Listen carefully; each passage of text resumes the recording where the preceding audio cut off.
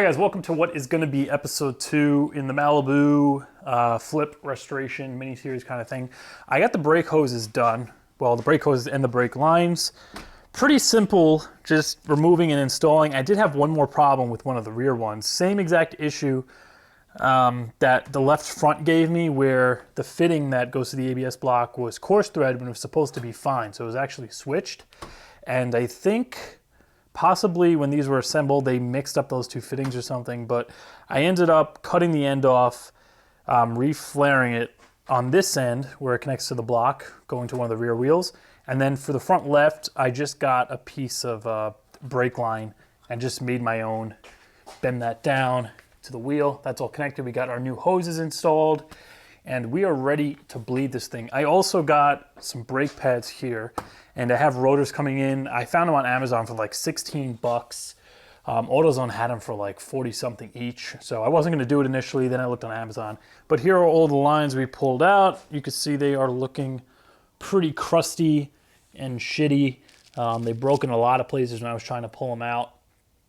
And I'm just glad they're all done. Really, the whole job, all in all, probably took me 3 hours. I knocked it all out in one day. So for underneath here, you can see we have our connection to the back left wheel, and then the other one goes up and over. I pulled the canister down for the evap, rid of that one over there, and then I have them all pinned up in the factory location. I just put a zip tie around there to kind of hold them up, and then down there they're going through the factory hold downs all the way up to the front. So yeah, like I said, everything pre-bent, just pretty much a bolt-in deal. As for the fuel lines, because I've been looking at this and I thought these looked really, really crusty as well. You can see how rusted the fuel lines are. It turns out that two of the lines, the really, really rusty ones, so this one here and the one above it, those are actually return and evap. The one in the middle that's surprisingly not as rusted, that one is the actual fuel supply. So the fuel line should be all right. The return isn't a high pressure line, and then the evap is literally just evap. It's fumes, so we shouldn't have to worry about them breaking. So I'm just gonna top this off. The big thing is gonna be getting those rear bleeders cracked on the wheel cylinders. I kind of overlooked that up until now. They look pretty crusty, so hopefully they don't snap off. As for the fronts, they look like they should come loose, but we'll find out in a minute. I'm going to start with the right rear, then the left rear, then the right front. Then the left front, you want to go furthest to closest when you're doing this. As for the ABS, I don't know if I'm going to run into a problem, because sometimes you have to use a scanner to trigger the ABS to get the air out of it. I never ran into that problem before. I've done GMs in the past, not these cars in particular, but I've done you know, Suburbans and stuff, Silverados with the same kind of ABS setup, and I didn't have to do that with the scan tool. Who knows? Hopefully it's going to be the same case now, but there's only one way to find out. All right, I'm over here by the right rear. I put some PV Blaster on it. I don't think I can get a socket on this. There goes nothing. This is not even like an 8mm anymore. 6 point.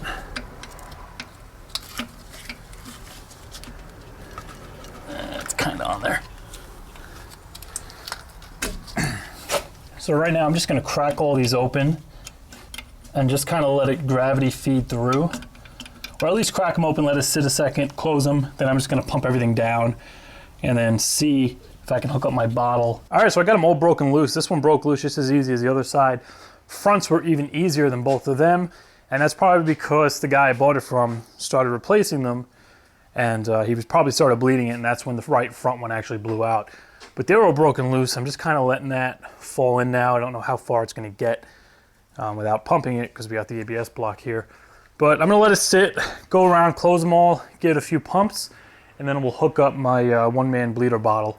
We'll see if we get all the air out. All right, so all the bleeders are tightened. Gonna give it some pumps. Oh yeah, and we have pressure. Before there was nothing. All right, so I'm starting at the back wheel here, right rear. This bleeder is a pain in the ass. It's just slightly rounded, so I can't get a wrench on there. I keep slipping. So we're just gonna do the pump and squirt method. I got my friend in the driver's seat. He's gonna pump it down, and I'm just gonna crack it open, and we're gonna bleed it that way. All right, pump it. Hold it. Nope, nothing but air. Hold it. Pump. Hold. All right, now we're getting something. Pump. Hold. Oh, that looks nice and clean. All right, one more time. Pump. Get a good shot for you guys, the clean fluid. Hold. Look at that. Nice and clear, no air. Off to the left rear. All right, pump it. Hold. Woo! Pump. Hold. All right, perfect. Off to the front. All right, now for the front right. Pump.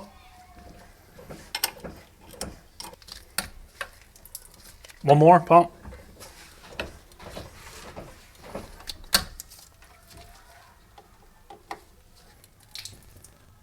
All right.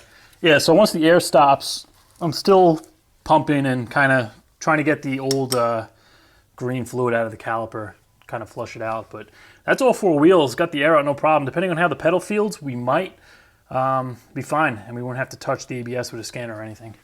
All right, so everything bled out without a problem. I'm going to put this back together because the next step is going to be to leak check it. Now, you could check it just without the car running, but I like to start it up, really pump on it hard because that's going to get the vacuum built up on the booster and really apply pressure. So just kind of do a bunch of panic stops just in the air, just pressing the pedal as hard as you can with it running. And that's going to trace out any leaks that might be there. If it holds into that pressure, then you're going to be fine.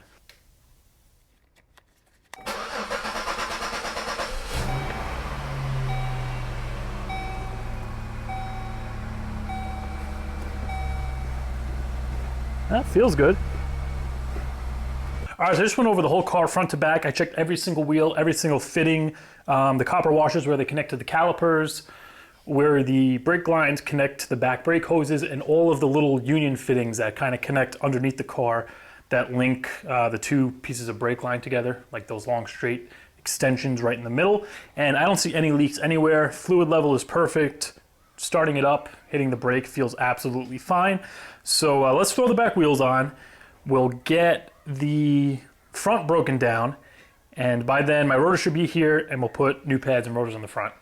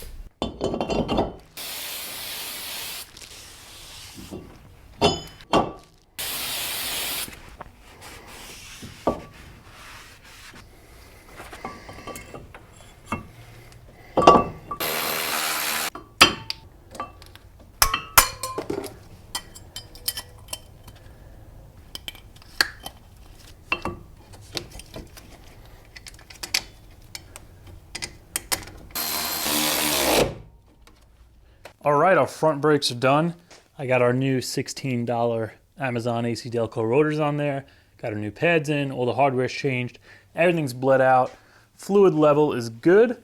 I'm gonna drop this thing down first, put the two front wheels on, back it out. Let's go for a test drive.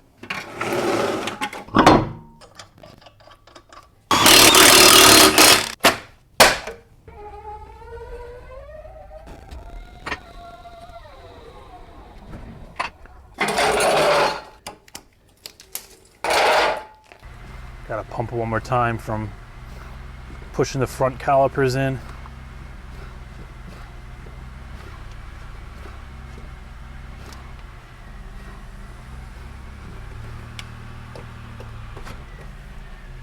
Let's see, will it stop on its own brakes now? No more parking brake? Oh, parking brake on, parking brake off. Oh yeah.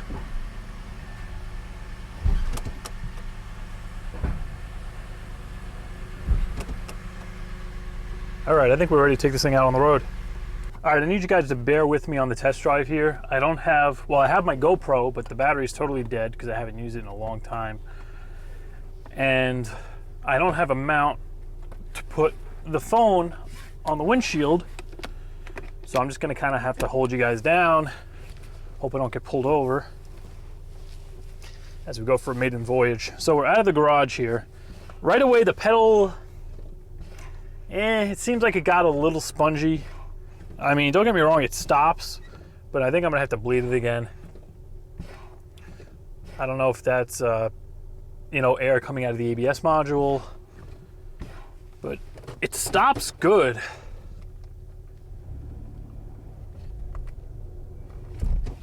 It's just a little too soft for my taste. The transmission on this thing, man, it is buttery friggin' smooth. You can't even feel the shifts. I heard a little bit of a squeak coming from that right front. I think that might be the shock tower, the mount. There it is again, just a little bit. Maybe it's just been sitting. Hopefully as I drive it'll go away. But here we are, putting along in the $150 Malibu. You know, even with the softness, it still stops damn good. I'm about to give her the beans. We're pretty much warmed up. Don't blow intake gaskets. I don't know, this might be a little quicker than the Trans Am. It's slow as shit, but still, I think a little quicker than the Trans Am. Bump. Still hearing a little squeak. I'll see if I can spray that down with PB Blaster or something. Maybe I get to quiet up. Feels good though. Brake light's gone. Fully warmed up.